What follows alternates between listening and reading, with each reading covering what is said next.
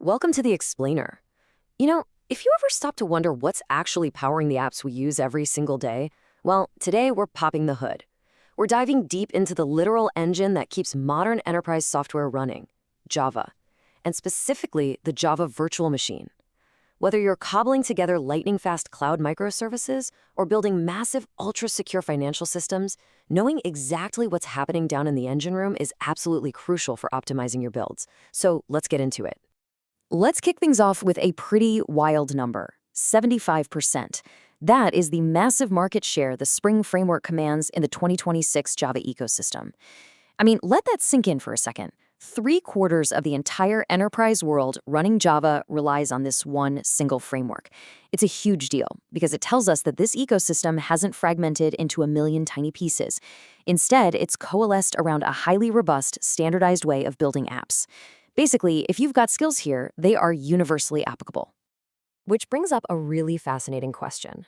James Gosling created Java way back in May of 1995. So how on earth is a 31-year-old programming language still entirely ruling the enterprise world in 2026? Think about it. Back in 95, most of us were literally screeching onto the internet using dial-up modems. And yet, this exact same language is out here seamlessly handling complex, data-heavy, AI-driven workloads today. How does it even pull that off? Well, here's our roadmap for figuring that out. First, we'll look at the state of the ecosystem. Second, the evolution of the JDK. Third, we're going inside the JVM. Fourth, we'll explore memory and execution. And finally, the future of Java. We're going to zoom all the way from the macro 2026 industry landscape right down into the microscopic mechanics of the engine itself and then pan back out. All right, Section 1, State of the Ecosystem. Let's look at the macro picture first. So, what versions of Java are actually running in production right now? For years, the enterprise world just clung to the old safe bets, Java 8 and Java 11. Upgrading always felt super risky. But recent data shows a massive paradigm shift. The enterprise standard has decisively moved forward. The definition of a safe, long-term support version has officially shifted to the modern Java 17 and Java 21 releases. Companies are finally shedding those legacy constraints to unlock modern language features and some seriously massive performance gains. And what exactly are developers building with those modern versions? Well, this data from the March 2026 Incus update is pretty revealing. While Spring and the testing framework JUnit 5 completely dominate the landscape, JUnit is sitting at a staggering 85 to 90%, these nimble cloud-native alternatives like Quarkus and Micronaut are carving out a really solid 10 to 12% niche. Why? Because modern serverless computing demands absolutely instantaneous startup times. Frameworks like Quarkus, especially when paired with native compilation tools like JVM, deliver exactly that speed. They're literally eating into traditional market shares. Okay, moving on to Section 2, Evolution of the JDK. Let's see how we actually got here. To understand Java's sheer longevity, we have to look at the evolution of the Java development kit itself. Java survived because it never stopped adapting. From its genesis in 1996 when it introduced the foundational JVM, through game-changing updates like generics in the JDK5 Tiger release, and that huge functional programming leap with lambdas in the JDK8 Spider release, Java just didn't sit still. It introduced the module system in JDK9 for better security, right up to the modern LTS versions we use today. It's just consistently reinvented itself to solve real evolving problems. Which brings us to Section 3. Inside the JVM. Time to look under the hood. Right, write ones, run anywhere. It's not just a catchy slogan, it's literally Java's foundational philosophy. This whole magic trick works by compiling your human-readable Java code not to a specific machine architecture like Windows or Linux, but into an intermediate representation called JVM bytecode.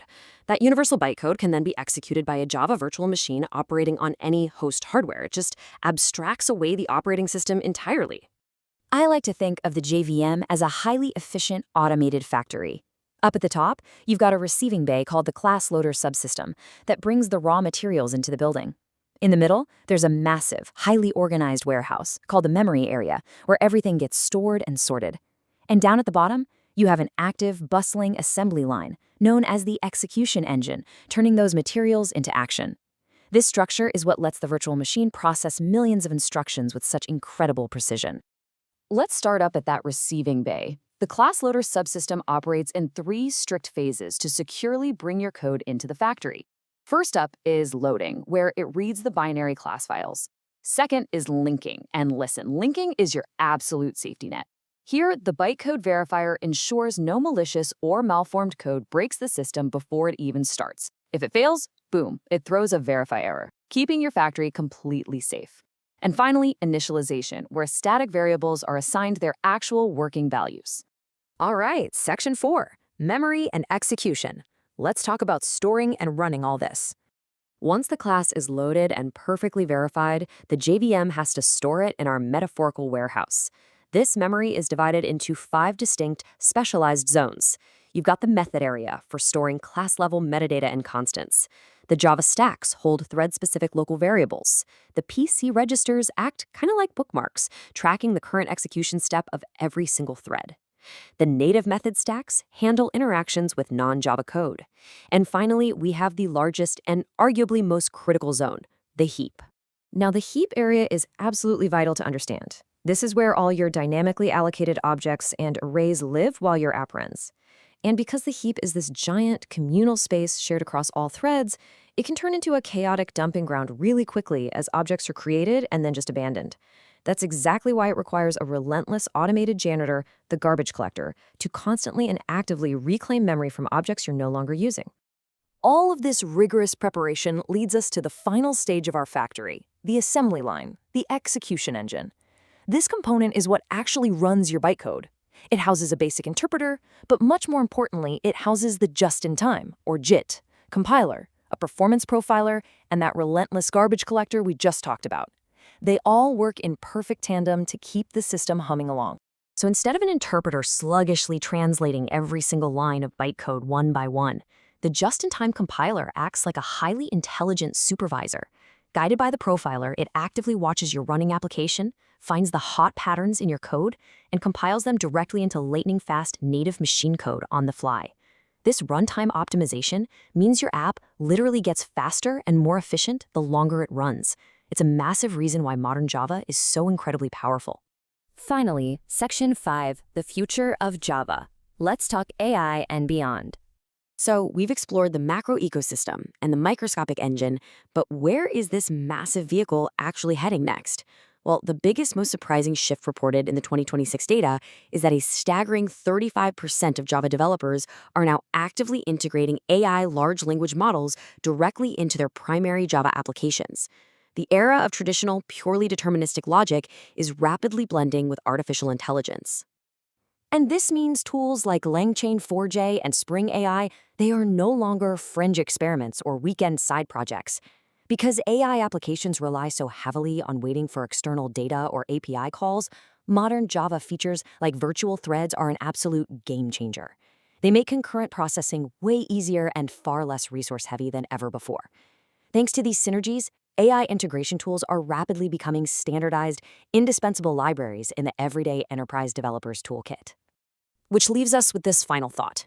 With the entire ecosystem shifting toward intelligent applications and the JVM continually optimizing under the hood to support heavier, more complex workloads, the real question isn't whether Java will survive. The question is, how will you utilize these robust, built-in tools to innovate and integrate AI into your next project? Think about it. Thanks for joining me on this explainer, and I hope this deeper understanding helps you engineer even better solutions moving forward.